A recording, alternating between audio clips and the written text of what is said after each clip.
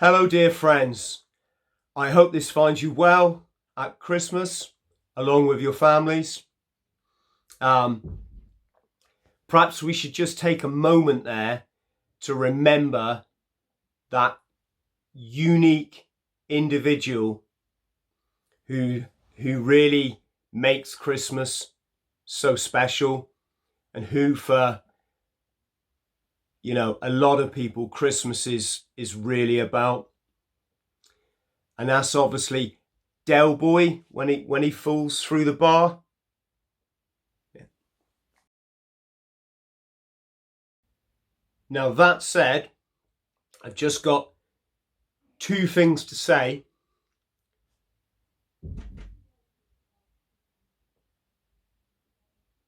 Just got some things to say. And the first is thank you to everyone who's supported what I've been trying to do this year, whether that's the quadruple Ironman we pulled off to raise awareness of this appalling rate of veteran suicide. My subscribers on YouTube, you really don't know how awesome you are. People who've read my books, people who've supported me on the other platforms, Facebook, Twitter, Instagram. To Paul, Helen and Tom, who are three wonderful friends of mine who've come on board to kind of help me manage just a growing workload that would otherwise be getting out of control. To the guests who've kindly come on my Bought the T-Shirt podcast, and also to the likes of Sean Atwood and James English, who've kindly had me as a guest on theirs. Thank you. And a huge thank you to my Patreons. See the link below. These guys just support everything I do. They do it for £2 a month, and you get a lot of benefits. And just massive thank you.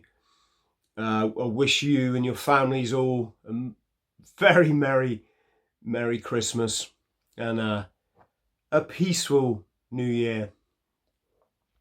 So that said, I'm going to tell you a Christmas tale. And the tale I'm going to tell you, funnily enough, is actually the funniest story I think I ever heard in the Marines. And you do hear a lot of funny ones, right? If you understand this tale, this dit, then you understand Royal Marines humour and why it's so unique. So I just set the scene for our Christmas tale. It's Christmas Eve in Guz. Guz is the code name during the war for Plymouth. So it's Christmas Eve in Guz. The snow lies all around. There's wise men travelling far and wide. That's your Royal Marines. There's animals in stables. That's your parachute regiment. You got blimmin' virgins everywhere. That's your Wrens. And you got angels dancing gaily across the sky. That's your Matlows. There's a funny thing in Plymouth. Here in Plymouth, we put our Christmas decorations in the front garden. Don't ask me why, but maybe that's so homeless people can enjoy Christmas too, huh? And on top of every Christmas tree, there's a beautiful little fairy. That's your RAF regiment. And there's Smudge. Now I don't know why, because in my whole life I never met anybody called Smudge. So perhaps someone can tell me in the comments why in the Marines, like out of every 30 blokes, 3 are called Smudge. Yeah, so anyway, Smudge is on rear party at 4-2 Commando. Okay, that was my first commando unit, based at Bickley, just outside of Guz. Where's Guz? Plymouth. Well done. So Smudge decides he's going to go downtown with his mates on Christmas Eve. Why would you not? Gets round about midnight, and Smudge is already puked over, I don't know, 6 women. That's beat his personal best. He's absolutely mingbats. That's drunk. And Smudge decides it's time to go home. So he goes outside of the club on Union Street, aka the Straza. And of course it's New Year's Eve, so he hasn't got a hope in hell if he hasn't booked a taxi. So Smudge, bless him, decides to start walking.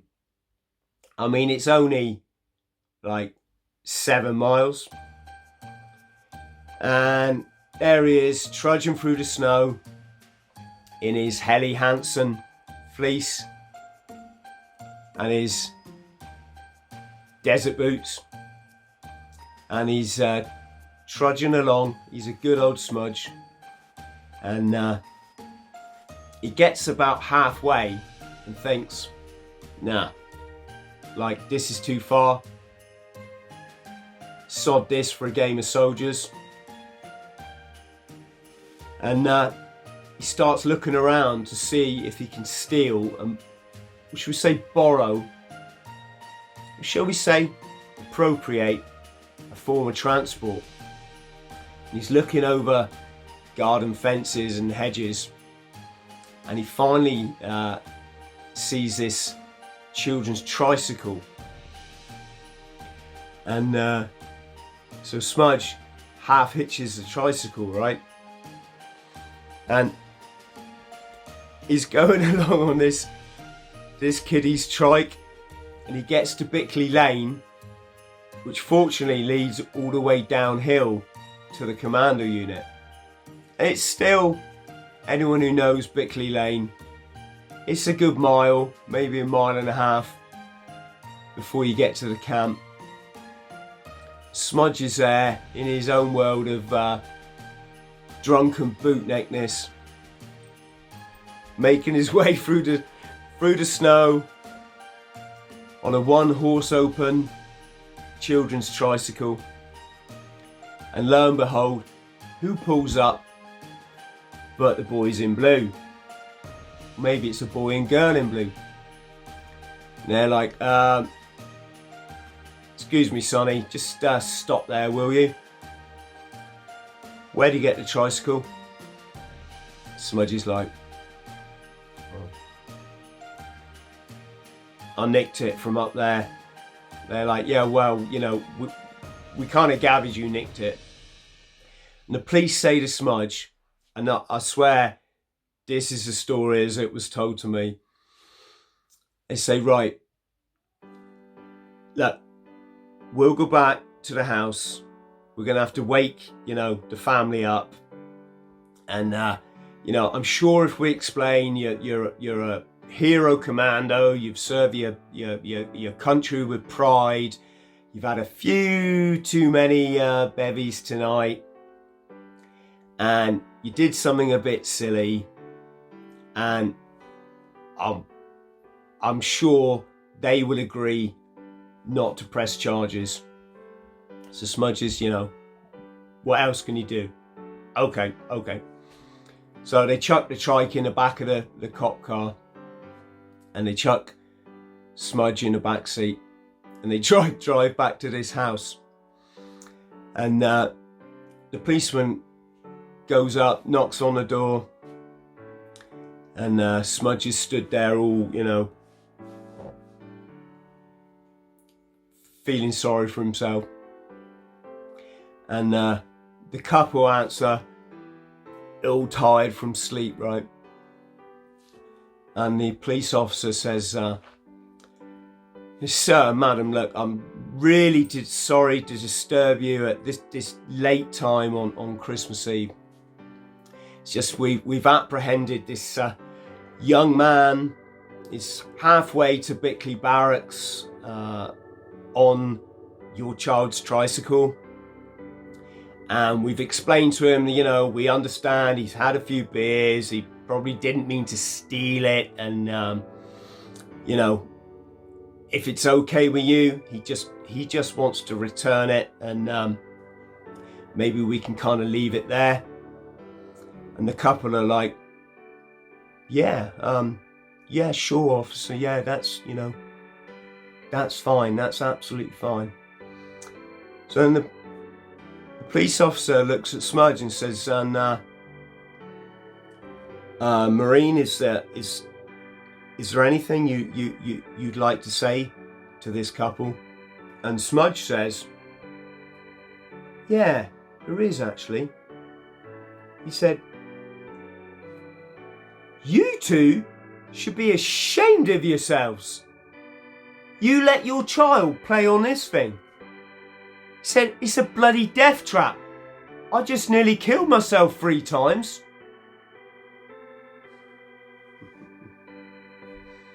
Friends, have a very Merry Christmas.